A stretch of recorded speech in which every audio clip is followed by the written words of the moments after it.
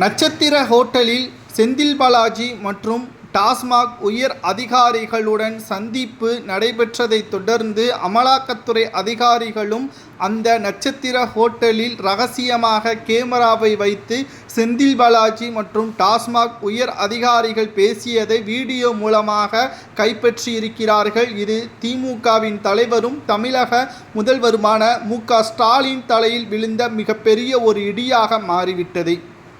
நாம் ஏற்கனவே பல வீடியோக்களில் பேசியிருந்தோம். செந்தில் பாலாஜி அவர்கள் ஜாமீனில் 15 மாதங்களுக்கு பிறகு வந்த உடனே அவசரமாக அவருக்கு அமைச்சர் பதவி கொடுத்தது மிகப்பெரிய தவறு. இரண்டாவதாக மீண்டும் அவர் ஊழலை அமைச்சராக பதவியேற்ற அடுத்த நிமிடமே தொடங்கிவிட்டார்.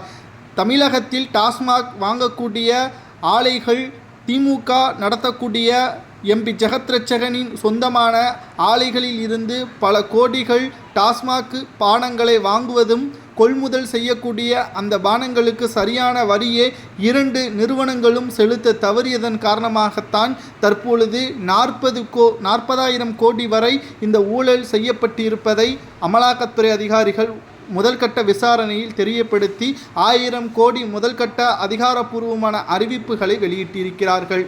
பட்ஜெட் தாக்கலின் பொழுது எடப்பாடி பழனிசாமி அவர்கள் இதை பற்றி தெரிவிக்க வேண்டும் என்று சபாநாயகரிடம் தெரிவித்த பொழுது அதற்கான எந்த ஒரு அறிக்கையும் சபாநாயகர் தெரிவிக்காத காரணத்தினால் வெளிநடப்பு செய்தார்கள்.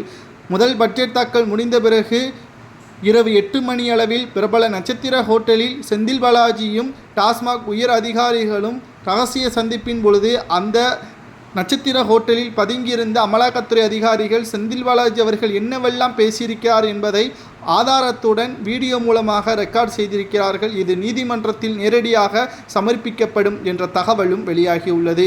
தற்பொழுது செந்தில் பாலாஜி மீது 2 வழக்குகள் பதிவு செய்யப்பட்டிருக்கிறது. ஒன்று, அதிமுகவின் ஆட்சியின் பொழுது சட்டத்திற்கு விரோதமாக பணப்பரிவர்த்தனை செய்தது.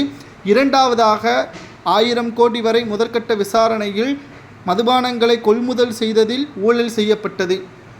இந்த 2 வழக்கிலும் செந்தில் பாலாஜிக்கு நிச்சயம் 20 ஆண்டுகள் வரை சிறை தண்டனை கொடுப்பதற்கான ஏற்பாடுகளை அமலாக்கத்துறை அதிகாரிகள் செய்துவிட்டார்கள். ஆதாரத்துடன் செந்தில் பாலாஜி மட்டுமல்ல, அரசு ஊழியர்களும் டாஸ்மாக் உயர் அதிகாரிகளும் இதில் அடங்குவார்கள் என்பதையும் நாம் மறந்துவிடக்கூடாது. சரி, இதிலிருந்து ஸ்டாலின் தப்பிப்பாரா என்று பார்த்தால், டெல்லி முன்னாள் முதல்வர் அரவிந்த் கெஜ்ரிவால் எப்படி சிறையில் அடைக்கப்பட்டாரோ அதேபோல்தான் முதல்வர் ஸ்டாலின் அவர்களும் சிறையில் அடைக்கப்படுவார், அல்லது துணை முதல்வராக இருக்கக்கூடிய உதயநிதி ஸ்டாலின் அவர்கள் சிறையில் அடைக்கப்படுவார் என்ற தகவல் தற்பொழுது கிடைக்கப்பெற்றுள்ளது. இவர்களுக்கு என்ன தண்டனை வழங்கலாம் என்பது நீங்களே கூறுங்கள்.